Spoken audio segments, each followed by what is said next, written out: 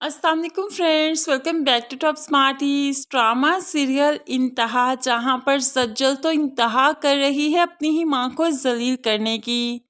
10-12 हज़ार रुपये उनके हाथ में रखा और कहने लगी इसे बिल भी दीजिएगा, राशन भी पूरा कीजिएगा, और मैं जानती हूँ कि आप इन पैसों में सब कुछ कर लेंगी। माँ तो पैसे गिनती है और फिर सज्जल की तरफ देखती है, लेकिन सज्जल भी कनखी से जो उन्हें देखती है तो काफ़ी ज़्यादा खुश होती है कि माँ को तिगनी का नाच नचा रही है। नशीन बेगम के साथ सज्जल ही अब पूरा करेगी, सज्जल ही उसे मज़ा चखाएगी। दूसरी तरफ अरूसा जो प्रेग्नेंट है तो असद तो बार बार उसके नखरे उठाता है, जो कि ज़ैनब को बहुत बुरा लगता है, बहुत जेलस होती है। आज भी जब वो उसे दूध का गिलास पिला रहा था तो ज़ैनब काफ़ी जेलस थी कि नवीद ने तो ऐसे कभी नहीं किया था। दूसरी तरफ अस्मा बेगम ज़ैनब की ये जेलसी देख रही थी और ये काफ़ी परेशान हो गई कि यह अरूसा को नुकसान ना पहुंचा दे, इसलिए वो ज़ैनब को अपने तौर समझाने लगी। ज़ैनब देखो, अरूसा के साथ अपने ताल्लुक को मजबूत करो बेटा, वो तुम्हारा बुरा नहीं चाहती। तुम खुद सोचो कि उससे तुम्हारे बच्चे को नुकसान पहुंचाकर क्या मिलेगा।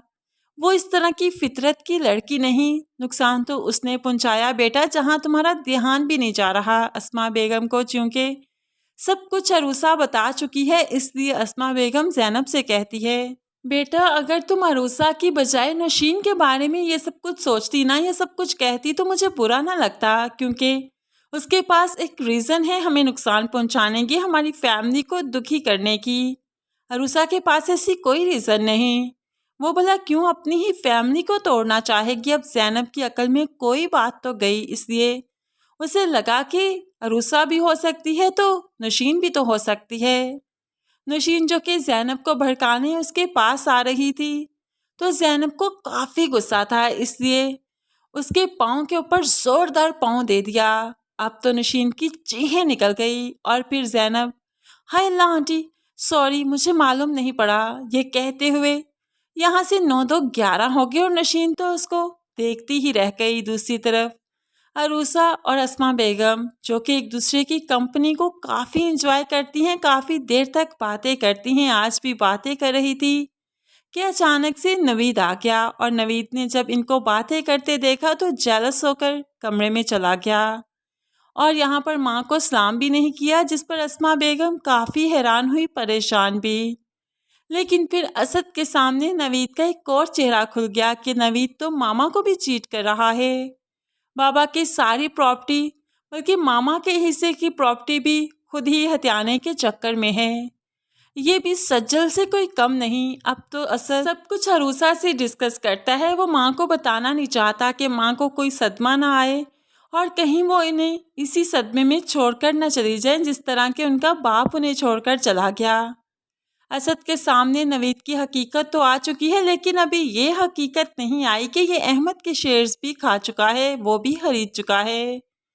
दूसरी तरफ अनम, जिसे कि फाहद के क्लाइंट काफ़ी डाउटफुल लग रहे थे, जो कि संडे को भी कॉल करना नहीं छोड़ रहे थे, तभी तो वो फाहद के ऑफिस में चक्कर लगाती है तो यहाँ पर सज्जल मैडम मौजूद थी।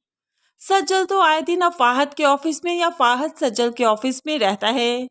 यहाँ पर अनम को बहुत गुस्सा आया, वो तो हाथ पकड़कर इसको यहाँ से खींचते हुए निकालने लगी तो फाहद कह देता है मेरी क्लाइंट है ये, तुम उसके साथ ऐसा नहीं कर सकती। तो अनम भी हैरान, आपकी क्लाइंट, आपने मुझे नहीं बताया, चलो निकलो यहाँ से तुम। तो उसको निकालने लगी तो फाहद कह देता है लीव हर हैंड, हाथ छोड़ो उसका।